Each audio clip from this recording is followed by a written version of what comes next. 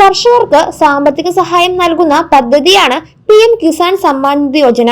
ഈ പദ്ധതി പ്രകാരം 19 ഗഡുക്കളുടെ വിതരണമാണ് നടത്തിയിട്ടുള്ളത്. ഇനി നൽകാനുള്ളത് 20ാമത്തെ ഗഡുവിന്റെ വിതരണമാണ്. ഇത് ജൂൺ മാസത്തിൽ ഉണ്ടാകുമെന്നാണ് അറിയിപ്പുകൾ ഉണ്ടായിരുന്നത്. ഇപ്പോൾ ജൂൺ 20ാം തീയതി 20ാമത്തെ ഗഡുവിന്റെ വിതരണം ഉണ്ടാകുമെന്നാണ് അറിയിപ്പുകൾ. എന്നാൽ ഇത് സർക്കാർ ഔദ്യോഗിക സ്ഥിരീകരണമൊന്നും ആയിട്ടില്ല. എന്നിരുന്നാലും ജൂൺ മാസത്തിൽ വിതരണം ഉണ്ടാകുമെന്നാണ് കരുതുന്നത്. 19ാമത്തെ ഗഡുവിന്റെ വിതരണം ഫെബ്രുവരി മാസത്തിലായിരുന്നു വിതരണം ചെയ്തിട്ടുണ്ടായിരുന്നത്.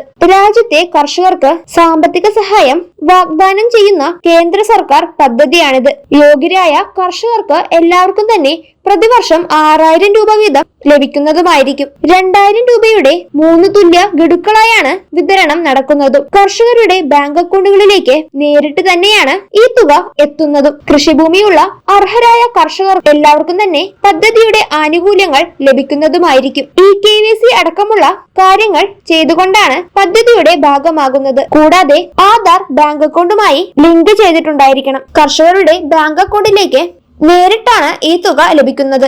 അതിനാലാണ് ആധാർ ബാങ്ക് അക്കൗണ്ടുമായി ലിങ്ക് ചെയ്യണമെന്ന് പറയുന്നത്. ബാങ്ക് ശാഖയിലോ അല്ലെങ്കിൽ ഓൺലൈൻ വഴിയുമൊക്കെ ഈ കാര്യം ചെയ്യാൻ സാധിക്കുന്നതാണ്. PM കിസാന്റെ ആനുകൂല്യങ്ങൾ ലഭിക്കുന്നതിന് കർഷക രജിസ്ട്രിയിൽ പേര് ചേർക്കണമെന്നുള്ള നിർദ്ദേശങ്ങൾ വന്നിട്ടുണ്ടായിരുന്നു. ഇതിന്റെ അടിസ്ഥാനത്തിൽ കർഷകർ കൃഷിഭവനിൽ നേരിട്ടെത്തിയാണ് ഈ നടപടി ചെയ്യേണ്ടത്. ജൂലൈ 31 വരെയാണ് കർഷക രജിസ്ട്രിയിൽ പേര് ചേർക്കാനുള്ള അവസാന തീയതി. എന്നാൽ കൃഷിഭവനിൽ തിരക്ക് വർദ്ധിച്ചതും അവിടുത്തെ മറ്റു ജോലികൾ ചെയ്യാൻ തടസ്സം സൃഷ്ടിച്ചതും കർഷക രജിസ്ട്രിയിൽ രജിസ്റ്റർ ചെയ്യാനുള്ള നടപടി അക്ഷയ കേന്ദ്രങ്ങളിലും കോമൺ സർവീസ് സെന്ററുകളിലേക്കും മാറ്റുന്നതിനുള്ള തീരുമാനം നടന്നുകൊണ്ടിരിക്കുകയാണ്. ഇത് തീരുമാനിച്ചു കഴിഞ്ഞാൽ കർഷക രജിസ്ട്രിയിൽ രജിസ്റ്റർ ചെയ്യാൻ അക്ഷയ കേന്ദ്രങ്ങൾ വഴിയും കോമൺ സർവീസ് സെന്റർ വഴിയും സാധിക്കുന്നതായിരിക്കും. കൃഷിഭവനിൽ സൗജന്യമായി തന്നെയാണ് ഇത് ചെയ്തു കൊടുക്കുന്നത്. കൃഷിഭവനിൽ നിന്നുള്ള അറിയിപ്പുകളുടെ അടിസ്ഥാനത്തിൽ എല്ലാവരും ഇത് കൃത്യമായി തന്നെ ചെയ്യേണ്ടതാണ്. PM കിസാന്റെ 6000 രൂപ കിട്ടാത്ത